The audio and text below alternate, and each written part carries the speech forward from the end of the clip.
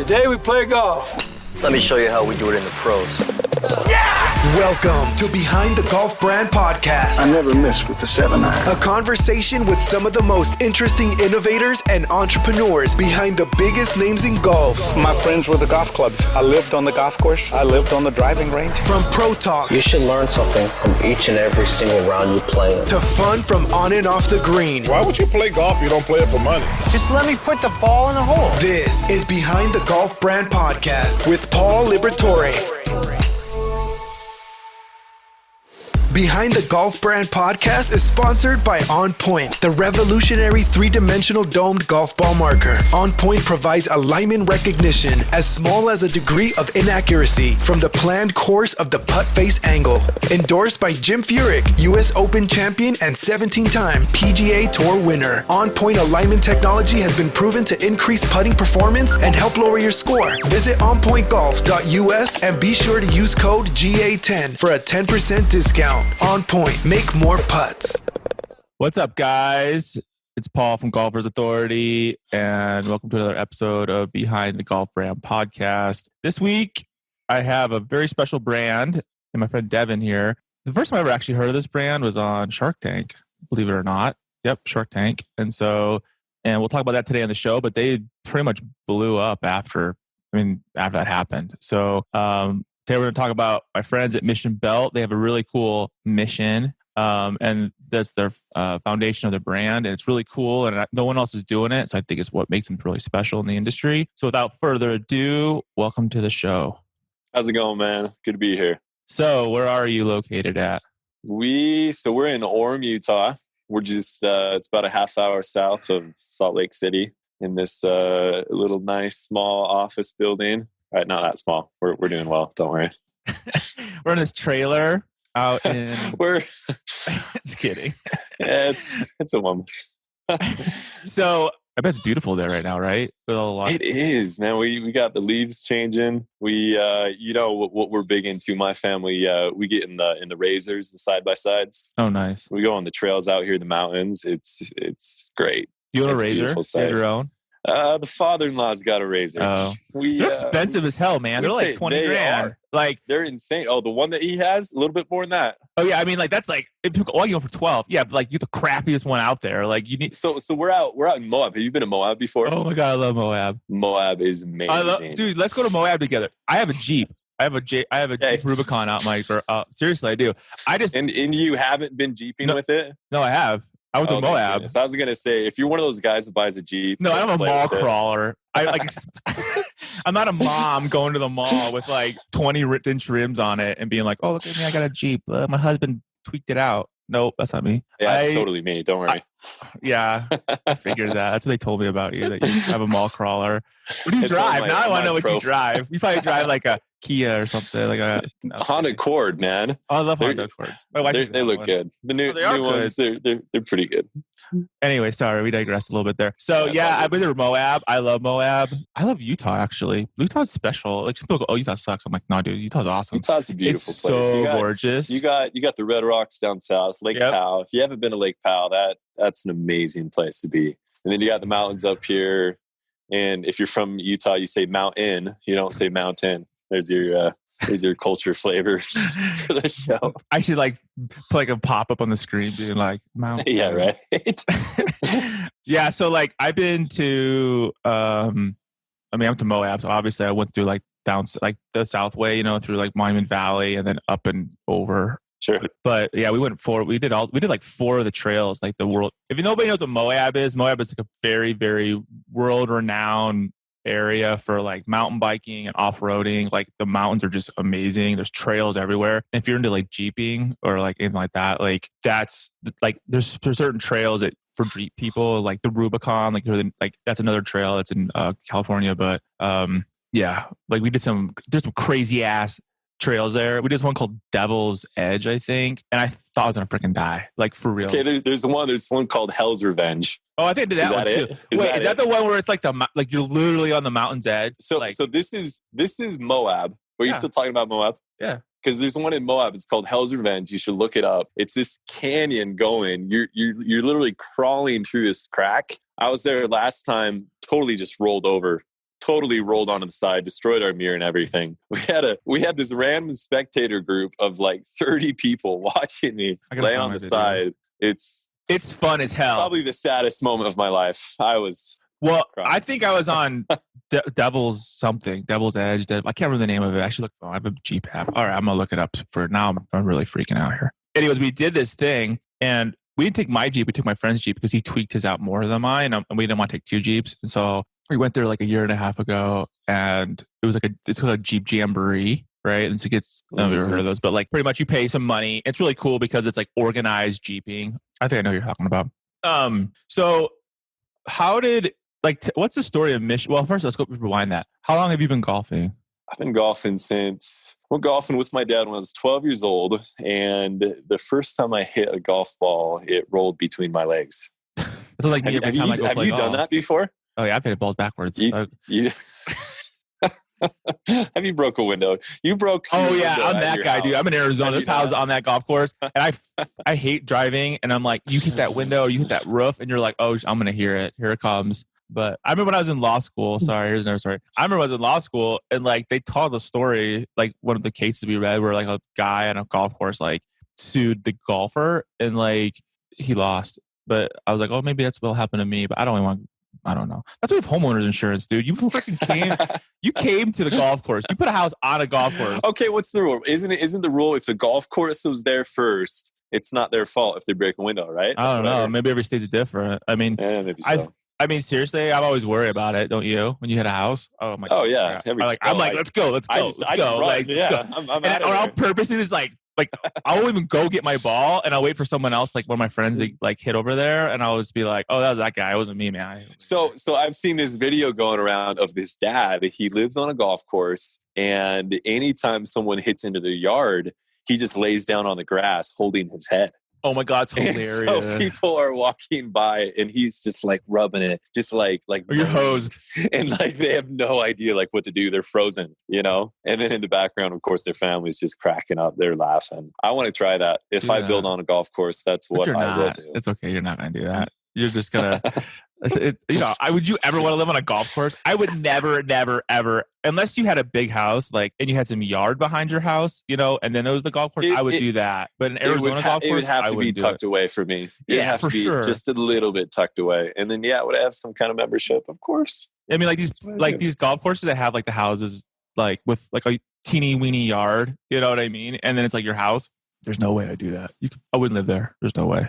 Right. Sorry. Okay, to answer your question, golfing since I was 12, really didn't start hitting a ball until college. Took some college classes. Oh, that's cool. Funnest classes in college by far, no doubt. You golf for an hour, you come back, and now am I that good still? I can get by. That's what we'll say. Are you good or what? I heard you play good golf. That's what I was told by Lucas. I can play golf. I'm not going to throw out numbers there because you probably are better than me. Yeah, right.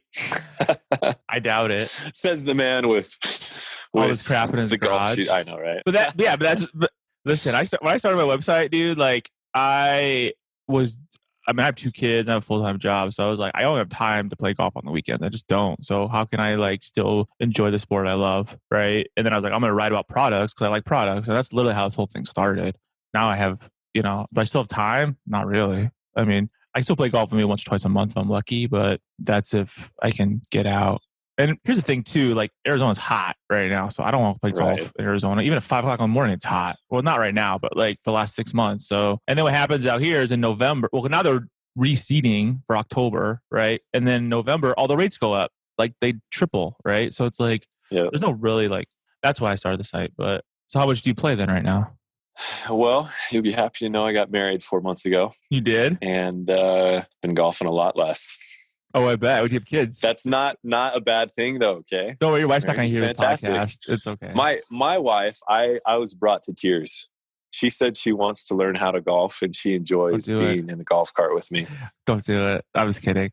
I love it. It's cool. My wife wanted to golf with me. We did it once and she was like, it was all right. And she didn't care. So I'm like, all right, fine. My kids love to golf. That's the thing. When you have kids, dude, that's awesome because like because you're spending good quality time. You get 5 hours in the outside with your kids. Like it's awesome. I mean, they're fighting. It's fantastic, but, right? But that's what it's all about, right? Your memory at 12. That's like me with my kids right now. You know, like so. I'll give you a little idea of what I was at last year. I was probably 2 or 3 times a week, and I just killing it. That was my thing, you know. And you get married. We actually bought a house and decided to remodel the whole entire thing. So thank goodness for YouTube. We've been watching videos, learning how to remodel everything, and it's been fun. It's been great. But that's where a lot of our time's been lately, and it's super satisfying. I don't know if you've done that to a house before, but it's rehabbing it, dude. Look at my garage, really bro. I did all this myself. This is my garage. I do nothing. You made your garage. Seriously, into a YouTube studio. My garage is a YouTube studio and a man cave. I love it. Once you have kids, like you lose control of your house. Like you don't have room anymore, you know. And then the kids on COVID, I was like, I need my own space, you know. And that's kind of how I was able to swing it. But yeah, I did all this rehabbing. Like I did all the walls, like, and I did like this white stuff. And so here's the scariest part about our house. We bought this house. It's built in the 1930s, right? Oh, that's cool. Old house. It's got this little basement, and the ceilings are only like 6'5". They're teeny. And as you walk into the basement, it says "Welcome to Fantasy Dungeon." That's creepy as hell. Whoever wrote that, bless their soul, because they were tormented. And it's you better like get a priest in there or whatever, bishop or something, 1930 and blast that room, dude. That's some creepy and who shit. knows what bodies have been buried. Dude, that's so creepy. That's the creepiest story I've ever heard on this podcast. Was it in blood or was it in chalk? It was in red paint. Dude, I'm not even kidding. Did you like get this house for like $1? You got a fantasy dungeon, dude. So did you like seriously? Yeah, come down, man. We'll play. Come on, come play golf with me, and then we can hang out in my cage. That's creepy. That's scary. I mean, I guess it's actually a really good place. We love it. It's a good, safe neighborhood. We're gonna get the no one comes over because everyone's afraid of our house. Lights turn on by themselves at night. The road to walk around our house. It's like a haunted house. Is your house haunted? It's not. Oh no. Be real. Is your house haunted? I need to know the answer to that. You know what? Okay, here's how I think about things. Sometimes you go into a house and you just got a bad feeling. You know, you're like, I don't want to be here. That is the opposite of our house. So my kids, demons, man, get them out of there. That's probably your house. Just kidding. It's probably not. Like, I'm never talking to this guy. I just watched Ace Ventura. Have you ever seen Ace Ventura? Yeah, that's awesome. There's this part where he claims he exorcised the demons, and I can't believe that. We thought it was funny stuff on this show. Voice, and they're gone. They're out. That's funny. So tell me about Mission Belt. So how long have you been there? Been at Mission Belt. It's been about 1.5 years now. Did you come out of college and go there, or do you like? I was actually. You have COVID? I was actually at a different company before. It was a company called Circus Tricks. They own trampoline parks all over the world. Oh, that's cool. And so I started out at that company. I was on their marketing team there. It was actually really tight company. It's really good. Unfortunately, they've had some struggles as of late with COVID. You can imagine trampoline parks. It's a little bit. I mean, they have to preach how much they exactly. Like and so they've been hit hard, unfortunately. But before that all happened, I knew the owners here. I knew the founder here at Mission Belt. And what's his name? I forgot his name. And so there's Zach Holstaffel. Yeah, that's the guy who was on TV, right? And Jeff Jensen. So the person who's actually on TV was Zach's brother. Oh, okay. And but he left, right? He ended up leaving the company a little bit later. So right now it's Zach and Jeff. Main owners. That's cool. And you know what? Whole reason I joined the company is because of them. They're great people, great culture, really good company, great mission. As you're saying, there's a lot of good things to this company. This is a cool company. This is the freaking smartest damn company. So let's talk about kind of, and then it will make more sense later to the audience. So what year was that when they were on Shark Tank? That was like a couple years ago, right? Like so I believe it was 2012. Was it that long ago?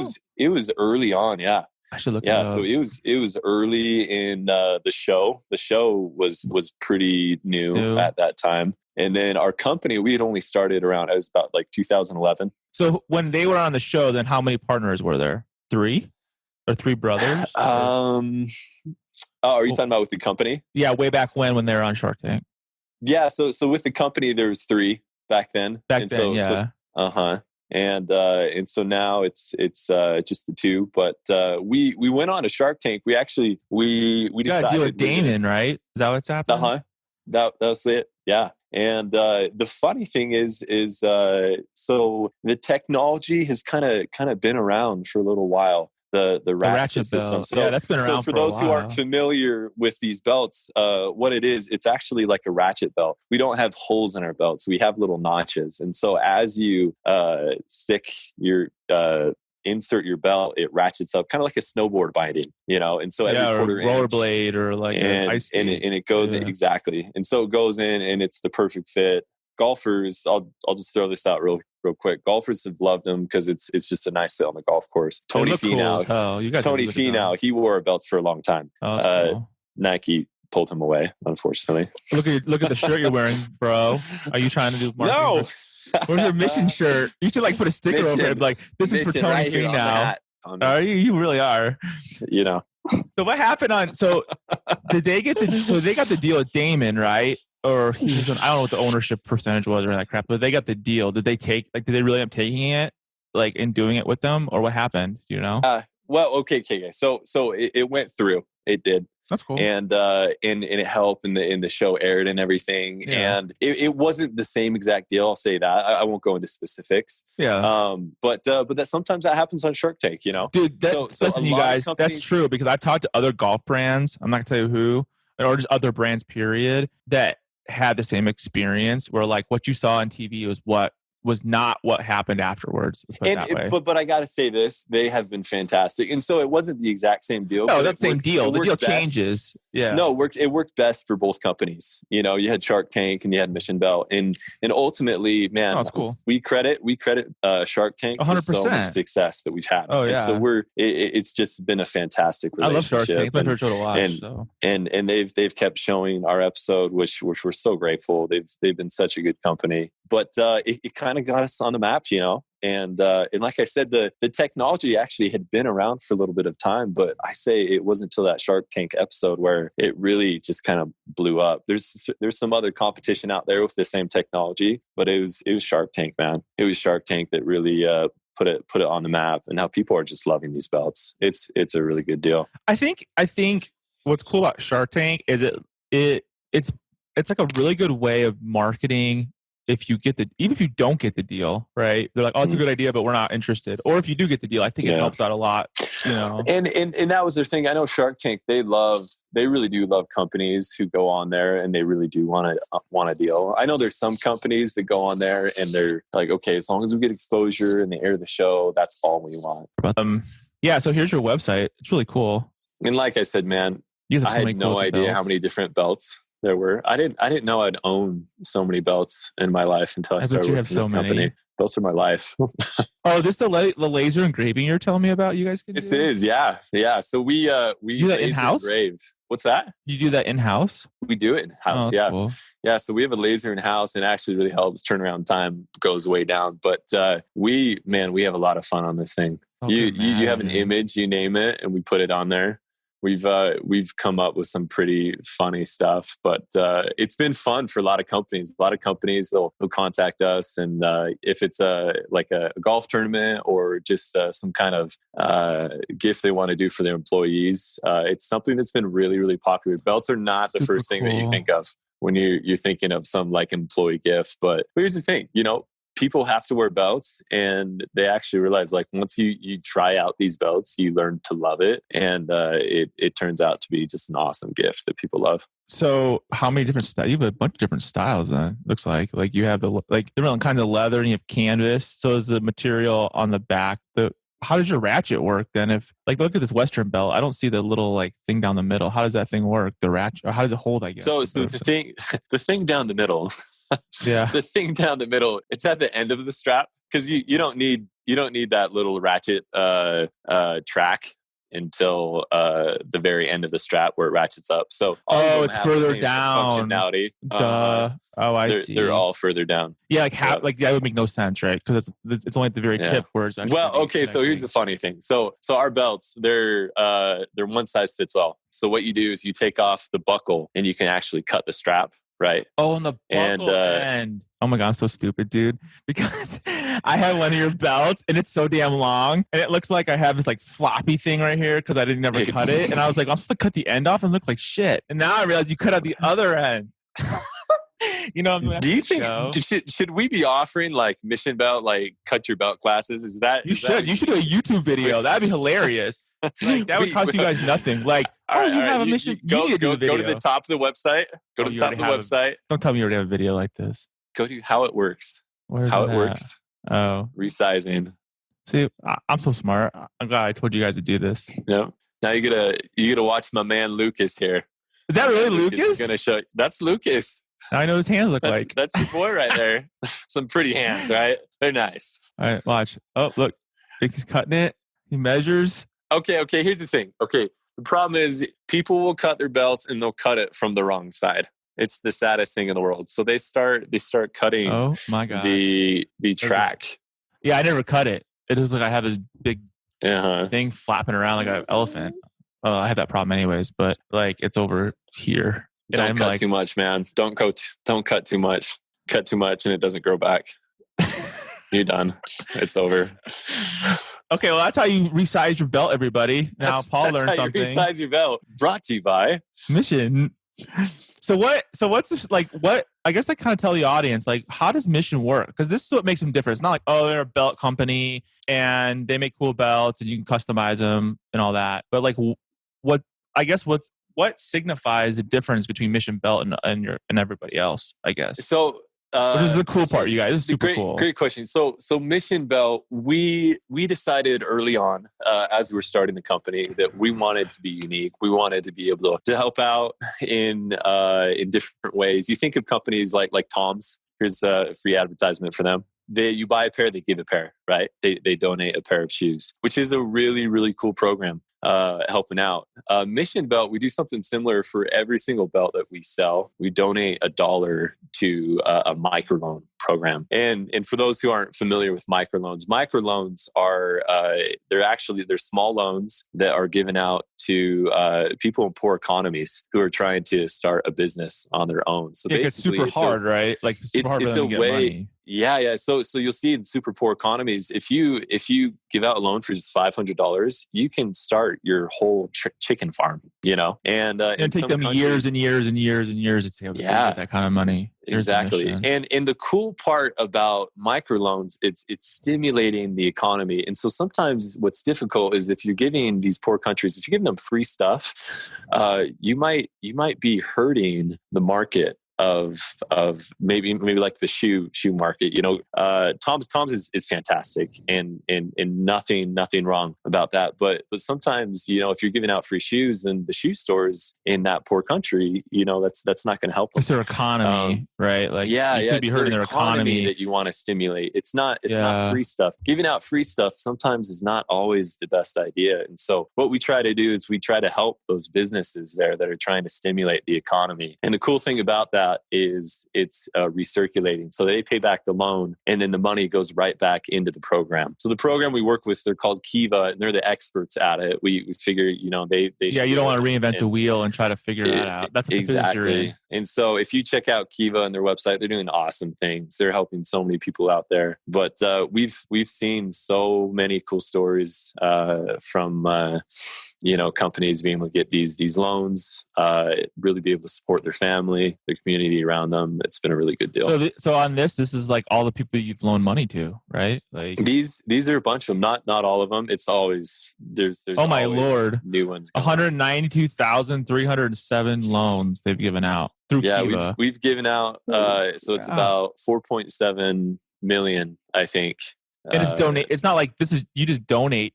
So we don't get it back. It recirculates. No, this is not like we're making money off these people. It's like literally we're giving money. No, not a chance. Yeah, it's a donation, through Kiva. I think you manages can the get your money back if I'm not mistaken. That. I think you can get your money back. Why would you do that? But that's like making. Yeah, I wouldn't do that.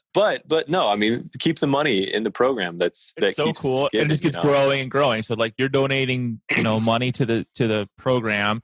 People are using that money, to better their lives. Like it's freaking cool as hell, man. Yeah. I mean, what a cool idea to like really separate yourself, from, everybody else. I mean, you can see here, like this is all the places they've given loans to people, right? Yeah. Yep. Which, I mean, you're just donating the money to a 501c3 and then they're loaning the money and they're managing it and you're just letting that money roll and roll and roll and get bigger and bigger. And you're just donating it through the sale of your products, which I think is super freaking cool because that's super cool. Like, no, I don't know. I mean, yeah, Tom's done it. Tom's probably one of the first companies to actually ever do that. Yeah. Right? Tom's is awesome. Really like paving the way. Yeah, they paved the way for everybody, but I don't know.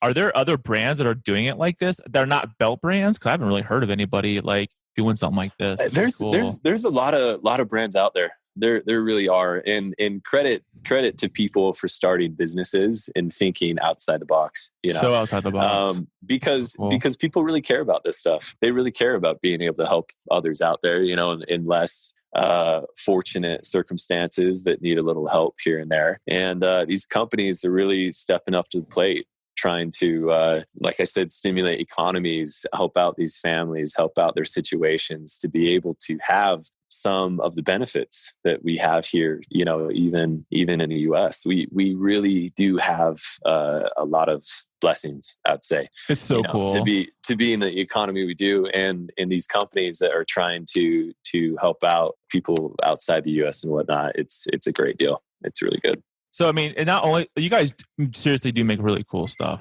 Like you make cool looking, like the design. First of all, I love your guys' logo. Like, what is that? What is that? Like how? Yeah, the logo is badass. Yeah, so it's a bird actually, and the bird it's always been kind of viewed as a thing of prosperity, and so the bird actually goes along with our mission that hopefully helping others out, having prosperity and building up their nation. It's a symbol that keeps giving, basically. It's so freaking cool. What did your logo is like? I'm really into logos and design stuff. I love seeing that because I think like. I don't know. I just love that stuff. I look at it all the time. Oh, you have licensing deals? Holy crap. That's cool. Yeah, we do. We have a deal with college. You'll see right there. Holy NBA smokes. and the NHL. It's we got a lot of cool stuff. And then we just keep coming out with more. I never thought, I'll say this again, I never thought there could be so many belts out there. But you see belts for all certain different kinds of events, different things going on. You might want to wear smart. I mean, you might want to wear your Boise State Broncos. That's a cool looking belt. Or you got your Razorbacks, your Baylor Bears. Dude, this is sick. You guys make some cool stuff. Like let me show you guys what I think is cool, right? Like this is cool because first of all, your belts are awesome. Paul, do you have a mission belt on right now? I do not. I have workout shorts on right now. Oh, okay, whatever. Sorry. Do you want to see? Yeah. We're never coming back on. Yeah, please. Fine. That's everyone on a Zoom meeting these days, right? They'll have a shirt. I'm naked. I'm just naked. I'm going down, so all you see is a shirt that I'm wearing. I like your closet hangers. These are so freaking smart, you guys. You don't understand. Like, it's such a pain in the ass to like just hang up your belt somewhere. They came up with this design to just hold your belt. I just love it. I don't know. It's only $1. I know it's a piece of plastic, but it's like, I don't know. It's kind of a pain in the ass when you're trying to hang your belt up. But I mean, you guys make, number one, your logo is badass. You guys make really, really cool belts. Very young and innovative too looking designs. Mm-hmm. You know what I mean? Yeah, we have a great team here. They do a great job.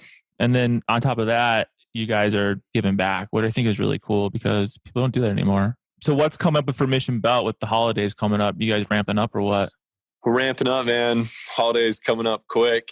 It's October. You gotta get ready for those big sales coming for the holidays. I'd say, keep watching the website. We got some good deals for obviously Black Friday and Christmas coming up. Mission Belt's always coming out with new stuff. They're always doing new things, which keeps it fresh, which keeps people happy. Like I was saying, that outdoorsman collection, that's the first collection that we did with our laser engraver. So you have like one laser engraver, or do you have a bunch of them? Or, I know it's pretty quick ones. I don't know. I've seen them online. They're pretty expensive. They're cool as hell. We have one laser engraver. It's a big guy though, and it pumps buckles out. So we can do a ton in just a day. I mean, look at that. It's cool. Like, just that's insane, dude. Yeah. So we're going to be coming out with new stuff here. Man, I don't know. You got some. We might do something. Might do something for the election coming out here. Can't give away too many details, but we're excited. So then, where can people find you guys? Like, are you at the golf courses? Are you at Yeah, so that's a great question. So we're actually in a whole lot of retailers. If you know, like Buckle or Shields, Nordstrom, those are some of our big retailers. Or you can go to missionbelt.com. That's probably the easiest way. But then also you got Amazon. Everyone loves Amazon. Everyone goes on Amazon. We're on there. We do really well on that site. And then lastly, if you're interested in some kind of specialized belt with specialized logo, you have to contact us for that. That's custom@missionbelt.com. We can literally do anything on the buckle for you, but we're in tons of golf courses. If we're not at your golf course, man, you better recommend Mission Belt. They sell great at golf courses. Seriously, it's golfers' favorite belt. You guys need to get a deal with PGA. Man, amen. Dope. You got that for us, Paul? No. You set that thing up? I was thinking of the logos you had, and I was like, oh, that'd be cool as hell if you got like a deal with the PGA. I'm surprised they wouldn't give it to you, right? I mean, you're already, I don't know. I'm just looking at stuff. I'm like, why isn't the PGA giving them like you could do a PGA belt. That'd be cool. I don't know. Yeah, we could. They put like the stupidest design. 20 million, right? Yeah. I mean, are you guys, is anybody on the tour still using the belt, or are like the bigger brands, like quote unquote, like the Nikes and whatever, trying to do lockdown and say no? It's kind of hard. Yeah. It's really hard. Like Tony Finau, that was a great example that he's here from Utah as well. And he loved our belts and he'd always give us credit for that. But once you get some of these bigger brands like Nike coming in, giving them contracts, they kind of shut them down. And don't blame them for that. I mean, that's what they do. That's the shitty part about apparel, right? Because these brands have the apparel, and so they have the power, and that's cool. We're cool with it, But we still support Tony Finau. We were just at his charity tournament just last month, and it was a really cool deal. But yeah. I've heard that before. I've heard that like from other brands, like literally in the belt space too. That like belt space is kind of funny because a lot of these brands they don't have belts. They're full of shit. Yeah, they're just trying to lock the person down and not have you be able. Trust me, I know. I talked to people that like it's happened to where they had a belt. They were like they were actually tour players and they had their friends like Ricky and all these guys like wearing their belt because they're friends, right? It was like that. And then all of a sudden, like one year, these brands all realized, oh, there's more real estate on the golfer. We should add that in the contract saying you must wear our belts, even though they don't even make belts. It's like, dude, don't be shady. Seriously. But like, I guess, I mean, not really shady. I don't know. I mean, if you're going to spend that millions of dollars supporting a guy, then you might do that. Yeah, I mean, Mission Belt's awesome. I would highly recommend you guys check it out. Not only do they have a cool mission, but play on words, but like they make cool belts, you guys. I've been working with them for like a year and a half, and they're just nice people. And I don't know, it's kind of cool to support brands that are more innovative and trying to make the world a better place. So be sure to check out Mission Belts. They are awesome, and I just thank Devin for being on the show today. I know he's a busy guy. We didn't even get into all the things that he does, but we'll have him back since he's funny. He's super funny. So thanks for being on the show. Thanks, man. Appreciate having me. All right, cool. See you later. All right, we'll see you, man. Thanks for listening to another episode of Behind the Golf Brand Podcast. You're going to beat me at golf? Stay connected on and off the show by visiting golfersauthority.com. Don't forget to like, subscribe, and leave a comment. Golf is always more fun when you win. Stay out of the beach and see you on the green.